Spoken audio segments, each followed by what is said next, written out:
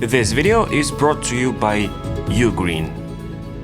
It's June 2022 and we're too close to the iPhone event that it would be arrogant to ignore the wave of iPhone leaks. Unfortunately, and as expected, come September, the 13 mini will be the last Mohican. There is hope, however, so let me explain.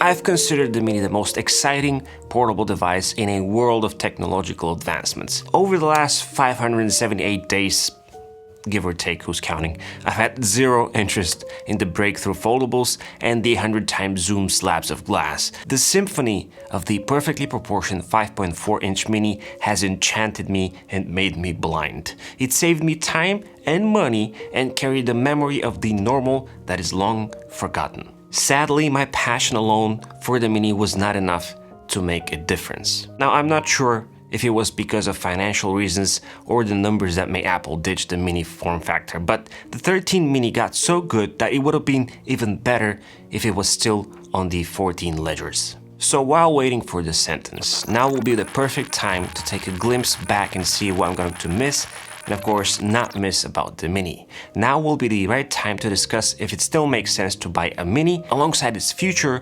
and the alternatives. Starting with what I'm going to miss. It is more than evident that the device's size is what makes it magical. Sure, there are other small form factor phones out there, but few can offer so much in such a petite package. I'll miss how I had to fill my pockets to figure out if my phone was actually there. I'll even miss pinging the phone through my watch because the Mini likes to play hide and seek. Everything about the Mini was uncompromised in terms of performance, cameras and display. Rocking it without a case felt easy and manageable. At the same time, putting any case on it felt like dressing it for an occasion, while I don't sacrifice portability. Even with the largest of cases, it felt compact. As we've discussed in the past Mini vs 13 Pro video, which I'll link at the end of this one, I'll be missing the meh factor. Let me explain. I've dropped the Mini more than once. The damages from the falls result from the moments where I rocked it naked. The meh factor makes you swallow the minor imperfections that might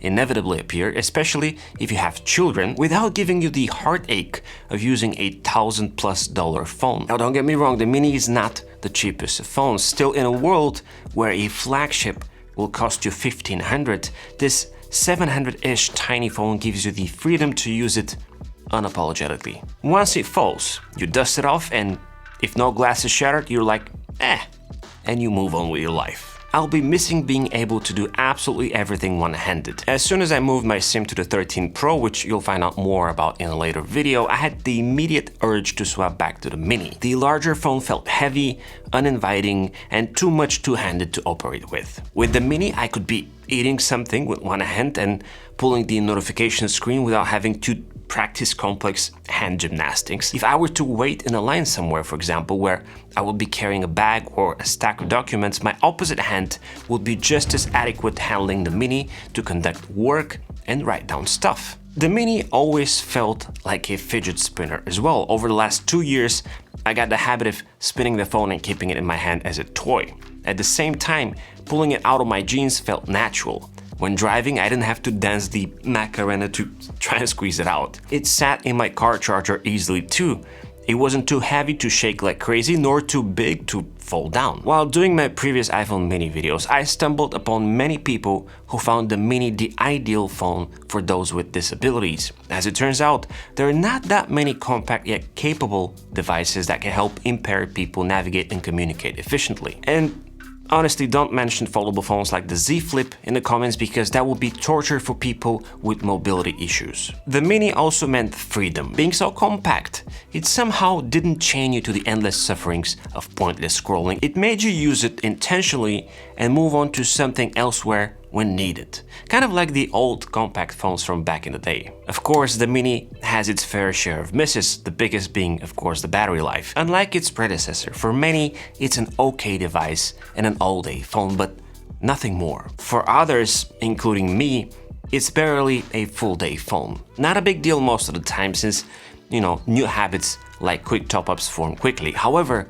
there were some stressful moments when I had to drive to the ER around midnight only to realize that I was a phone call away from a dead phone. So depending on one's needs, an external battery might be required for a peace of mind. But here's the thing, whether you rock the iPhone mini or the Pro Max, a decent charger is always helpful. In the case of Apple, it's a must actually, since iPhones no longer arrive with bricks in the box. Ugreen has a great selection of charging solutions ranging from smartphones to laptops. For example, the ultra-compact PD fast charger that is just as small as the 5 watts Apple chargers of the past comes with a whopping 30 watts of power output in a form factor that you can lose in your pockets. With the retractable US prongs, it is the ultimate single device charger that you can toss in your bag. With it, I can top up my phone, watch, tablet, and even a 13-inch MacBook at a lower speed. Thanks to GaN technology, Ugreen can provide chargers with intelligent energy delivery control in highly compact sizes. Be sure to take advantage of the unique limited time discount that Ugreen was able to provide to all my viewers.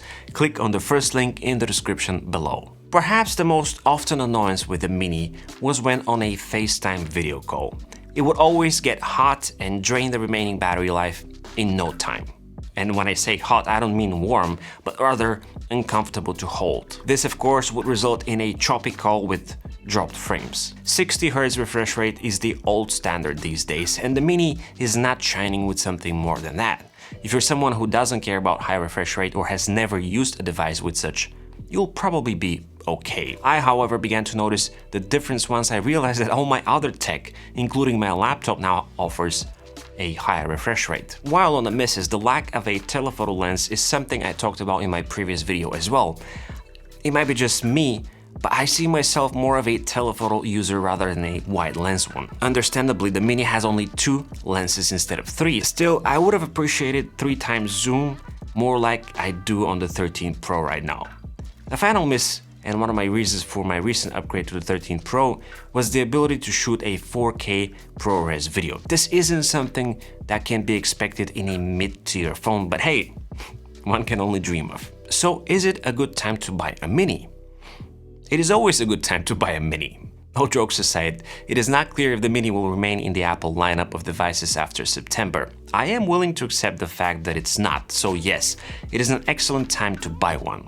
The Mini is a surprisingly well-rounded and capable device that can do almost everything the big flagships can do. It will be a relevant phone for at least 4 more years. Suppose you're in the market for a powerful compact phone. In that case, it is the ideal time to get the Mini, and don't worry, it will support iOS 16 with all its features as well as iOS 17, 19, and even more. I'm almost confident that the Mini will morph into the 2023 iPhone SE as far as the future goes. At least, I really hope so. The current generation SE has been milking the iPhone 8 form factor for far too long now, so it is bound to be upgraded. That is absolutely the right path for Apple because the only alternative is the SE if the Mini goes away. Yes, the SE is still a compact phone, but it's not nearly as good or easy to recommend. If you enjoyed this video, check out my iPhone playlist and some of my popular Mini videos. Subscribe to the channel, and as always, it's been an absolute pleasure.